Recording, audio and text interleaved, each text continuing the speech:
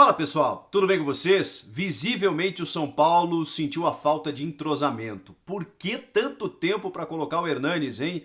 E o time mostrou uma terrível carência no ataque, a gente precisa falar sobre isso. Chega mais, eu sou o Chico Garcia, inscreva-se no canal e vamos juntos!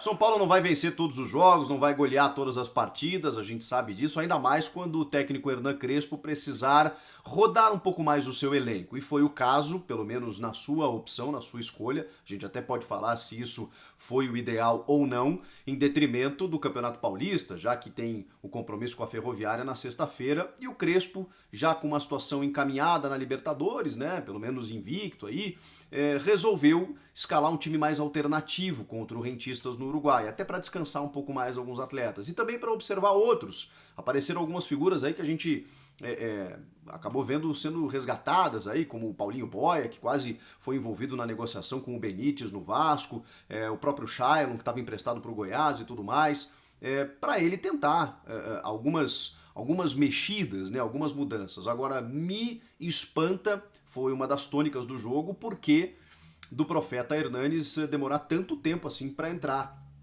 Ele entrou nos minutos finais, 40 minutos do segundo tempo, num jogo que estava visivelmente assim, a feição do São Paulo, que o São Paulo se apertasse um pouquinho poderia conseguir a vitória, aliás teve a possibilidade nos pés do Vitor Bueno e o goleiro Rossi, que foi uma das figuras do jogo, se não a maior, acabou evitando num pênalti mal batido, assim, né? Naquele ângulo perfeito para o goleiro. Foi uma defesaça, mas ele facilitou um pouco a vida do goleiro, né? Porque ele chuta a meia altura, não tanto no canto. E aí o goleiro, quando acerta o canto, né, já era.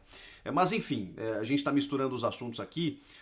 O jogo dependia, assim, de um pouquinho mais da experiência do Hernanes, da circulação de bola no meio de campo, que não funcionou com o Igor Gomes, que foi essa figura central e ele não conseguiu dar essa dinâmica para o meio campo. O próprio Thales Costa não foi o mesmo jogador de outras partidas, jovem, promissor e tudo mais, mas cresceu um pouco no segundo tempo, o primeiro tempo dele foi muito ruim. Por que não, né? Dar um pouco mais de rodagem, minutagem para o Hernanes? Acho que essa é uma das questões do jogo. Até porque nos poucos minutos que ele ficou em campo, ele ainda cobrou aquela falta em 2 lances, né? No segundo recuo para o goleiro da equipe do Rentistas, uma coisa absurda, assim, né? Acontecer 2 vezes no mesmo jogo. E o Hernanes cobrou aquela falta, quase marcou o gol, o cara tirou em cima da linha. Mas assim, vamos, depois desse panorama geral, voltar para o começo, porque o Crespo escala um time com um ataque que deixa muito a desejar, né? O Vitor Bueno não é centroavante e eu ouso dizer que nunca será. Ele não tem características para isso. Mas o Crespo, que é um senhor, foi um senhor dono dessa posição, provavelmente conhece mais do que eu, mais do que você.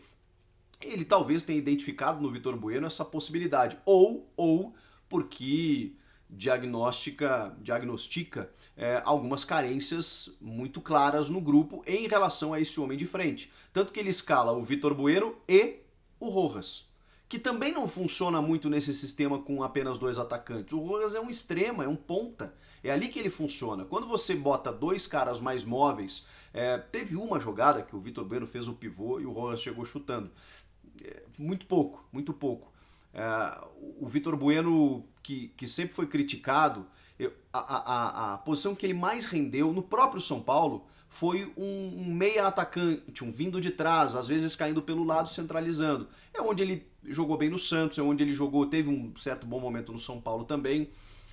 Tudo bem que ele tem feito gols, até quando a bola se oferece e tal, ele tem acertado finalizações, mas eu acho que é muito pouco para que o São Paulo pretende nessa temporada. A gente já falou sobre isso, né? Na ausência do Luciano, que está machucando, do Pablo, que é inconfiável ao torcedor, e do Éder, que também tem uma sequência grande de lesões, você precisa reforçar.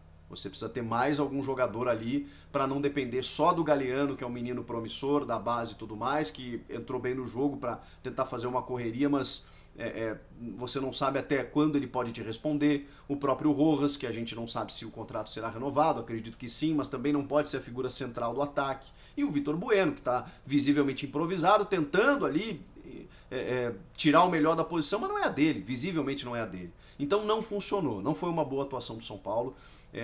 Acho que pesa, obviamente, a sequência de jogos e a falta de entrosamento. É um time que não está acostumado a jogar juntos. Tem o Wellington, que se firma cada vez mais na lateral esquerda. A gente pode apontar pontos positivos, né? Fez um chutaço maravilhoso, quase que a bola foi na gaveta.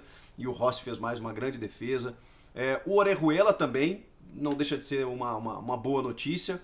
O Orejuela foi atacante na base, né, para quem não sabe. Então ele tem realmente uma forte imposição física. Daqui a pouco o Orejuela funcionaria mais do que o Vitor Bueno. Tô brincando, né? Ele que faça bem a ala ali e vai ser muito importante, né, nessa função. Muita gente questiona, poxa, mas já tem o Igor Vinícius e o Dani Alves. O Daniel tá machucado agora, por exemplo, ele precisou preservar. Tem o Igor Vinícius também. O Orejuela pode ser até mais útil do que o Igor, embora eu goste do Igor, mas o Orejuela é um jogador que fez apenas o seu primeiro jogo, pode render muito mais ainda. Ele tem muita chegada na frente, ele conhece a posição, conhece o setor e faz gols, gosta disso. Foi para a área, tem uma boa estatura e acabou marcando o gol ali a 4 minutos. E parecia que o jogo estaria muito mais próximo de ser do São Paulo, e o São Paulo não conseguiu resultar essa superioridade aparente num placar mais vantajoso e precisava, né? Porque o São Paulo vencendo esse jogo já estaria classificado antecipadamente para a próxima fase, estaria mais tranquilo no Campeonato Paulista, por exemplo. Agora não, agora a coisa muda de figura.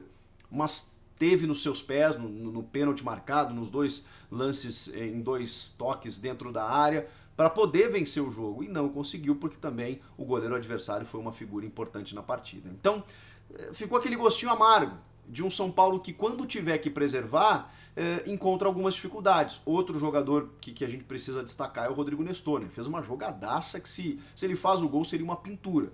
Seria um golaço, mas também o Rossi apareceu e evitou o que seria o gol da vitória São Paulina. O São Paulo encarou o jogo, jogou a ponto de quase conseguir a vitória, mas o Crespo precisa repensar algumas coisas. O Vitor Bueno de centroavante, o Rojas de segundo atacante, o Hernanes entrar tão tarde. Que mais? O Igor Gomes, eu ainda aposto nesse jogador. Acho que aí o coletivo prejudicou o desempenho dele individualmente, porque ele virou o cara ali do meio campo para tentar dar as cartas. O Thales Costa não foi um bom parceiro de meio campo e o Igor ficou um pouco assim sozinho para tentar distribuir o jogo. Se ele tivesse uma parceria como o Hernanes, como o Benítez, sei lá, eu acho que talvez o futebol do Igor aparecesse mais. Se ele tivesse mais parceria no ataque para poder combinar jogadas, não foi o caso com o Vitor e o Rojas, talvez também o futebol dele tivesse aparecido mais nesse jogo. Como o jogo não foi encaixado, não foi entrosado do time, algumas peças acabaram caindo de produção e tendo um destaque negativo. Enfim, é um resultado que não se esperava pela fragilidade do adversário, em que o São Paulo poderia ter vencido e não venceu. Ficam essas lições para o Crespo poder resolver para as próximas partidas, né? É normal, gente. Oscilação, começo de trabalho, conhecimento de elenco, falta de entrosamento, desgaste, cansaço, e tá dentro, apesar, né, da frustração pelo resultado, tá dentro do script. Como eu disse, o São Paulo não vai vencer todos os jogos, não vai golear todos os adversários, as dificuldades começam a aparecer. E é justamente nesse momento em que você tem que pegar esse resultado e refletir sobre ele para que não se repita. Beleza? Concordam? Não concordam? Comenta aqui embaixo. Inscreva-se no canal, eu volto na próxima. Tchau!